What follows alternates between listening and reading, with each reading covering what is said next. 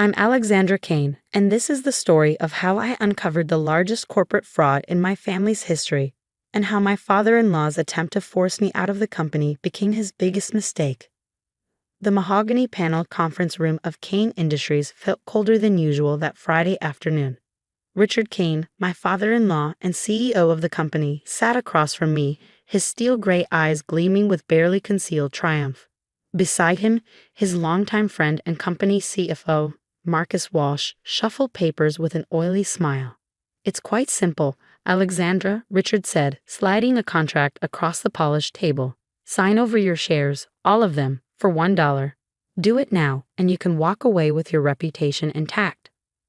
I looked down at the contract, then at the 15% ownership stake in Kane Industries that my late husband Michael had left me. The shares were worth millions, but that wasn't why Richard wanted them. He needed full family control of the company, and I was the last obstacle. "And if I refuse?" I asked quietly, though I already knew the answer. Richard's smile turned predatory. "Then the board learns about your unauthorized access to company files. Corporate espionage is a serious crime, Alexandra. Even a talented lawyer like you would find it hard to practice after that kind of scandal." He was referring to the late nights I'd spent in my office, digging through years of financial records. He thought he knew what I'd discovered. He was wrong. "Think of Daniel," Marcus added, mentioning my 7-year-old son. Growing up with his mother's disgrace, it would be tragic. I picked up the pen, my hand steady. Michael would have understood. He had suspected something was wrong with the company's books before his accident last year. His sudden death in a car crash had come just days after he told me about his concerns. "Just sign here," Richard said, pointing to the line. "Then you can go back to your simple legal career, and we can all move forward." I signed with a flourish, then stood up. "See you Tuesday, Richard." His smile faltered slightly. "Tuesday?" "The board meeting. I may not be a shareholder anymore, but I'm still head of legal compliance. Unless you're firing me too." Richard waved his hand dismissively. "Of course not. We're not monsters, Alexandra. You can keep your job, for now, though you might want to consider other opportunities." As I walked out of the conference room, I heard Marcus ask, "Should we be worried about Tuesday?" "She's got nothing," Richard replied. "By next week, everything will be perfect." Perfect wasn't quite the word I'd use for what was coming. I'd spent the last 6 months piecing together the truth about Kane Industries' meteoric rise over the past 5 years. The company had grown from a mid-sized manufacturing firm into a billion-dollar corporation, largely through a series of brilliant international acquisitions. At least that's what everyone thought. The reality was hidden in layers of shell companies, offshore accounts, and falsified records. Richard Kane hadn't built an empire. He constructed a pyramid scheme of staggering proportions. But he'd made one crucial mistake. He'd gotten sloppy with the digital trail. My background before marrying Michael hadn't just been in law. I'd spent 3 years working for a cybersecurity firm, specializing in forensic accounting. When Michael first raised concerns about the company's finances, I started looking deeper.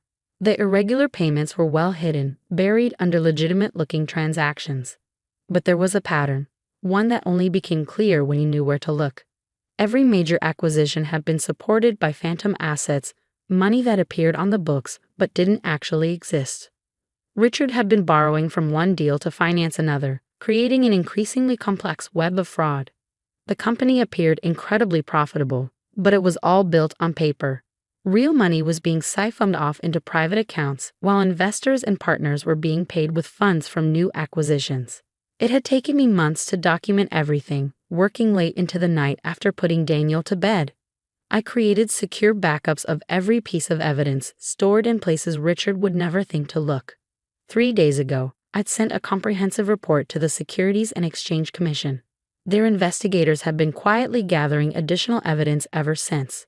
Tuesday's board meeting wasn't just another corporate gathering, it was a trap.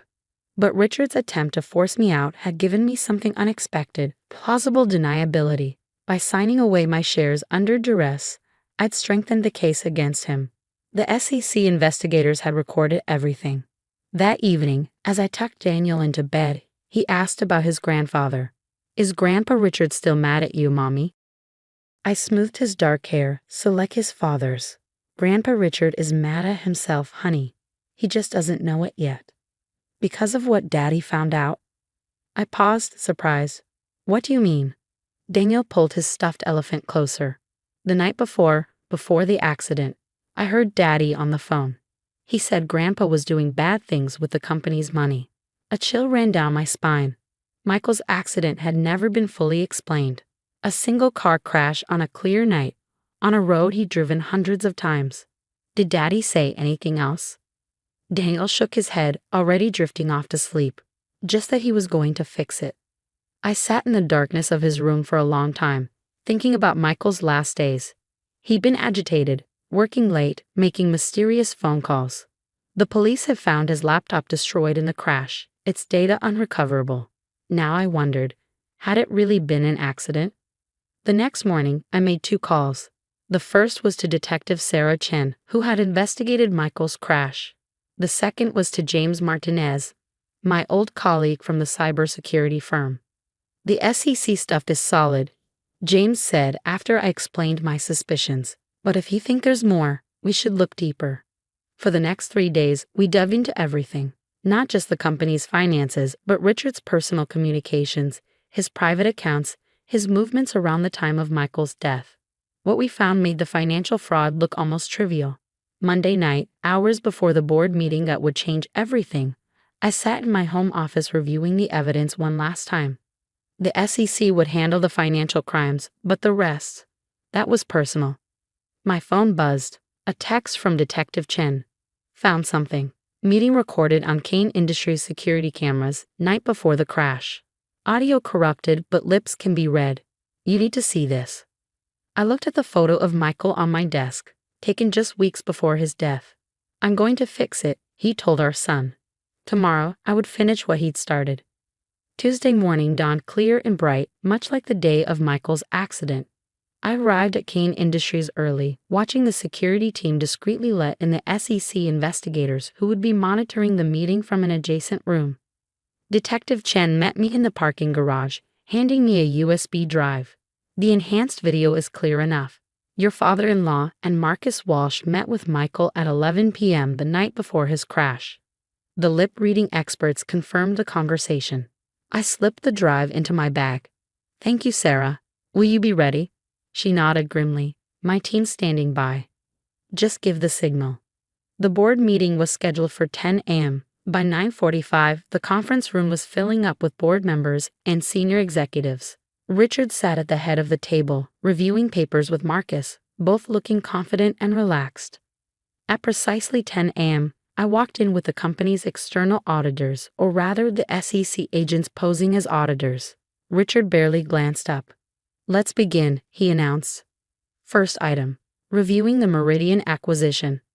Actually, I interrupted, standing up. There's been a change to the agenda.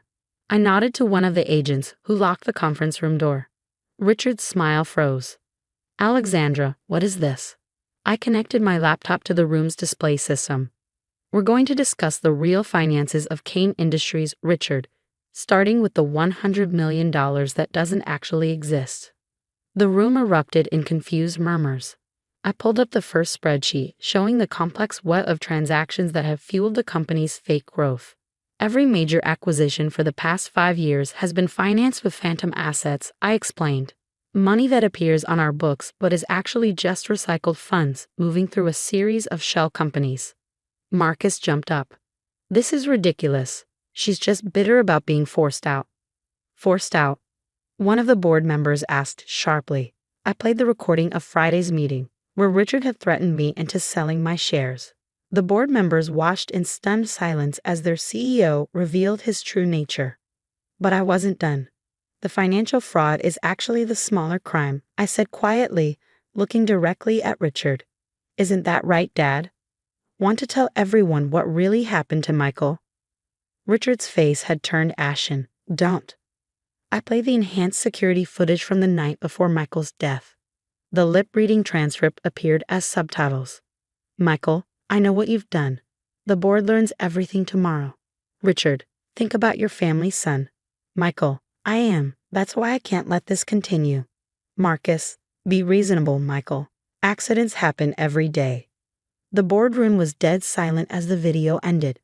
Michael's laptop wasn't destroyed in the crash, I announced. It was damaged before, during a struggle. The crash was staged after he was already. I took a breath. After he was already dead. Richard lunged for the door, but it was already opening. Detective Chen entered with her team, arrest warrants in hand. Richard Kane Marcus Walsh, you're under arrest for conspiracy, corporate fraud, and the murder of Michael Kane. As they were led away in handcuffs, Richard turned to me. Why? He snarled. He was your husband, but he was my son. Exactly, I replied. He was your son, and you killed him to protect your scheme. But you forgot something crucial about Michael. He taught me everything he knew about the company, and I taught him everything I knew about digital forensics.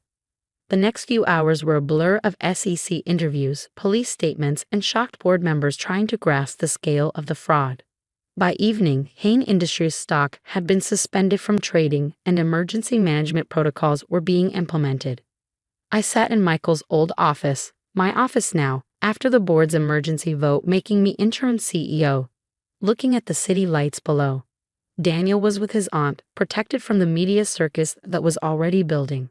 James Martinez knocked on the door. The forensic team finished their analysis. You were right about everything. The money trail, the shell companies, even the offshore accounts. Richard and Marcus didn't just kill Michael. They've been embezzling for years. I nodded, unsurprised. And the other shareholders they forced out. We found 5 others, all pressured into selling their shares over the past 3 years. The SEC is already arranging restitution. The company would survive, though it would take years to rebuild its reputation. The real assets, our manufacturing facilities, our workers, our core business, were still strong. The fraud had been in the acquisitions and expansion, not the foundation. 1 week later, I stood in the same conference room, addressing the company's employees via video link to all our facilities. Kane Industries was built on innovation, integrity, and hard work. I told them. One man's greed nearly destroyed that legacy. But he failed. Together, we'll rebuild this company the right way, with transparency, accountability, and genuine growth. The response was overwhelming. Employees stepped forward with information about other irregularities, helping us clean house completely. Customers and partners stood by us, impressed by our proactive approach to exposing and correcting the fraud. Richard and Marcus both pleaded guilty to avoid the death penalty. The evidence was too overwhelming, especially after Marcus turned state's evidence. They would spend the rest of their lives in prison. 1 month after the arrests, I took Daniel to visit Michael's grave. The autumn leaves were turning, creating a carpet of gold and red around the headstone. Did Daddy know? Daniel asked. That you would fix everything. I smiled, remembering Michael's quiet confidence, his unwavering belief in doing what was right. He knew I would try. That's why he left me his shares, his position on the board, and all his notes about the company. He was leaving us a way to finish what he started. And now the bad guys are gone. Yes, honey, the bad guys are gone, and they can't hurt anyone else. As we walked back to the car, Daniel pointed to the Kane Industries building rising against the skyline. Is that our company now, Mommy? I looked at the building, thinking about all it represented, not just a business, but a legacy of both tragedy and triumph. It's everyone's company now, Daniel. We're just here to make sure it stays honest and strong. The story of Kane Industries' near destruction and rebirth became a Harvard Business School case study. Corporate governance experts praise our handling of the crisis, and our new transparency measures became an industry standard. Richard's attempt to force me out had backfired spectacularly. Instead of silencing me, he had given me the perfect opportunity to expose everything. The dollar he paid for my shares became an ironic symbol of his downfall. A single coin in exchange for the truth that would cost him everything. But the real victory wasn't in Richard's downfall or even in saving the company. It was in fulfilling Michael's last wish, to make things right, to protect the people who depended on Kane Industries, and to ensure that his son would inherit a legacy of integrity rather than fraud. Every morning, as I walk into the office that was once Richard's, I pass a new plaque in the lobby. It shows the company's revised mission statement with a quote Michael had written in his notes. Success built on lies will always collapse. True prosperity comes from honesty, innovation, and putting people before profits. Below it, in smaller letters, is a dedication. In memory of Michael Kane, who gave his life to protect these principles. Richard had thought that forcing me to sell my shares would silence me. Instead, it had given me the freedom to speak the truth, to finish what Michael had started, and to transform King Industries into the company it was always meant to be. Sometimes, when I work late in my office, I imagine Michael is still here, smiling at how his sacrifice led to such profound change.